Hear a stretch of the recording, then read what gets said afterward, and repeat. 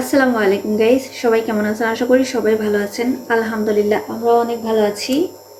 আজকে আপনাদের মাঝে ছোট্ট একটা ভিডিও নিয়ে চলে আসছি।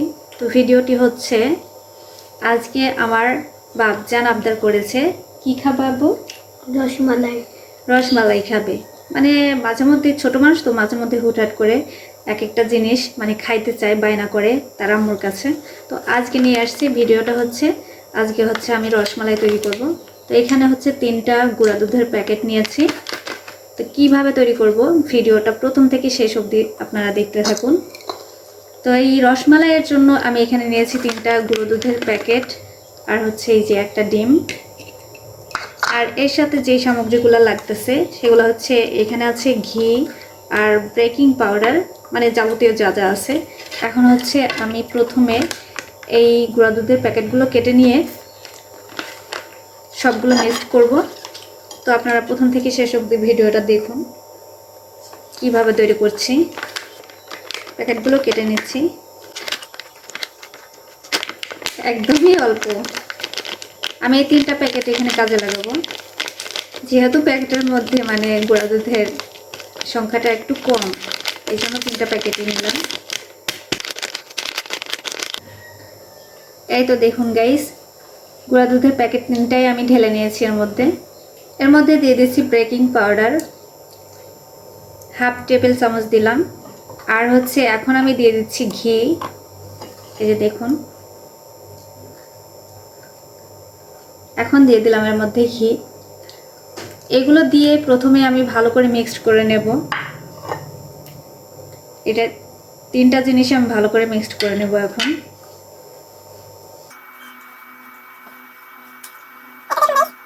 এটাকে ভালো করে হাত দিয়ে ভালো করে এইভাবে ভালো করে মিক্সড করে নিতে হবে। আমার বাবা খুব মনোযোগ সহকারে দেখছে যে আমি কি করতেছি। এটা দেখুন গাইস, এখানে হচ্ছে আমি পুরো দুধটাকে ভালো করে এইভাবে মিক্সড করে নিয়েছি। গাইস, এখানে হচ্ছে আমি সেই একটি ডিম একটু ভালো করে ফাটিয়ে নিয়েছি। তো এখন আমার এই গুঁড়ো দুধের মধ্যে যতটুকু পরিমাণ এই ডিমটা প্রয়োজন ততটুকুই আমি একটু একটু করে দেব। তারপরে মিক্সড করে একটা সুন্দরভাবে ডো তৈরি করব। দেখেন, পুরোটা দেব না, একটু একটু করে দেব। এইভাবে দিয়ে দিয়ে ভালো করে একটা ডোয়ের মতন তৈরি করে নিতে হবে।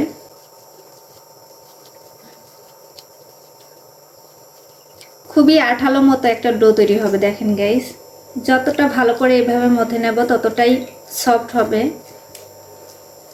দেখেন গাইস, এইভাবে আমি তৈরি করে নিচ্ছি একদম মানে হাতের সাথে। এখন লেগে যাচ্ছে, এইভাবে মাখতে মাখতে একসময় দেখবেন যে হাতের সাথে একটুও থাকবে না। দেখেন গাইস, ডোটা একদম পারফেক্টলি ভাবে আমার মিক্স করা হয়ে গেছে।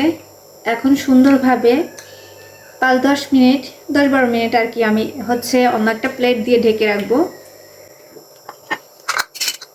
আমি হচ্ছে এখন 10 মিনিটের জন্য ঢেকে রাখবো এইভাবে। এটা দেখুন গাইস, ডোটাকে আমি 10 থেকে 15 মিনিট এইভাবে ঢেকে রেখেছিলাম ঢাকনা দিয়ে। এখন আমি মিষ্টিগুলোকে তৈরি করব 2 হাতের তালুতে নিয়ে। এইভাবে 2 হাতে চাপ দিয়েই ঘুরিয়ে নিলেই একটু পরেই তৈরি হয়ে যাবে এই মিষ্টিগুলো। দেখুন কত সুন্দরভাবে আমি তৈরি করছি। রসমালাইয়ের জন্য 2 রকম শেপ দিয়ে মিষ্টিগুলো তৈরি করা যায়, গোল এবং কি লম্বা। এই তো দেখুন গাইস, লম্বাভাবে তৈরি করেছি, লম্বা শেপ দিয়ে তৈরি করেছি। আপনারা গোলও তৈরি করতে পারেন, কিন্তু আমি লম্বাটা দিয়েছি কারণ লম্বাটা দেখতে আমার কাছে খুবই ভালো লাগে। এই তো দেখুন, তো রসমালাইগুলো আমার হচ্ছে তৈরি করা হয়ে গেছে। এখন শুধু জাল করে রেডি করার পালা। তো গাইস, চলুন রান্নাঘরে চলে যাই। আমি মাটির চুলাতে তৈরি করব আজকের এই রসমালাইগুলো। গাইস, চলে আসছি রান্নাঘরে। তো প্রথমে আমি হাঁড়িতে একটুখানি দুধ ঢেলে নিয়েছি। দুধটাকে হালকা একটুখানি জাল দিয়ে নেব। বেশি জাল দেওয়া যাবে না, অল্প পরিমাণে, কোনো রকম ফুটে উঠলেই আমি এই মিষ্টিগুলো হালকা জাল করা দুধের মধ্যে এক এক করে দিয়ে দেব। অল্প পরিমাণে একটু জাল দিয়ে নেব আগে। দুধটা দেখতেই পাচ্ছেন ফুটে উঠেছে। এখন এই মিষ্টিগুলো আমি দিয়ে দিচ্ছি। অল্প আঁচের মধ্যেই এই মিষ্টিগুলো দিয়ে দিলে অনেক সুন্দরভাবে ফুলে উঠবে। মিষ্টিগুলো দেওয়া হয়ে গেলে একটা ঢাকনা দিয়ে এইভাবে ঢেকে দেব। এরপরে 3 থেকে 4 মিনিট আমি জাল করে নিচ্ছি। এই তো দেখুন গাইস, মিষ্টিগুলো ফুলে কিন্তু একদম ডাবল হয়ে গেছে। জালটা থামিয়ে দিয়ে এর মধ্যে দিয়ে দিলাম পরিমাণ মতো চিনি। এরপর আবারও 3 থেকে 4 মিনিট আমি সুন্দরভাবে এইভাবে জাল করে নেব। ব্যাস তৈরি হয়ে গেল পারফেক্ট ভাবে রসমালাই। চুলা থেকে নামিয়ে নিয়ে একটু ঠান্ডা হওয়ার পরেই আমরা পরিবেশন করব। এই তো গাইস দেখুন, আজকে আমার মাটির চুলায় তৈরি করা রসমালাই কতটা সুন্দর এবং কি পারফেক্ট হয়েছে। মাত্র 10 টাকার গুঁড়ো দুধের প্যাকেট দিয়ে কিন্তু আপনারা বাড়িতেই এইভাবে পারফেক্ট ভাবে রসমালাই তৈরি করতে পারেন। আমার বাপজান তো মাশাআল্লাহ অনেক খুশি। আপনারাও কিন্তু এইভাবে বাসায় ট্রাই করতে পারেন। তো গাইস আজকের মতো ভিডিওটা এই পর্যন্ত। সবাই ভালো থাকবেন, সুস্থ থাকবেন, নিরাপদে থাকবেন। আল্লাহ হাফেজ, আসসালামু আলাইকুম।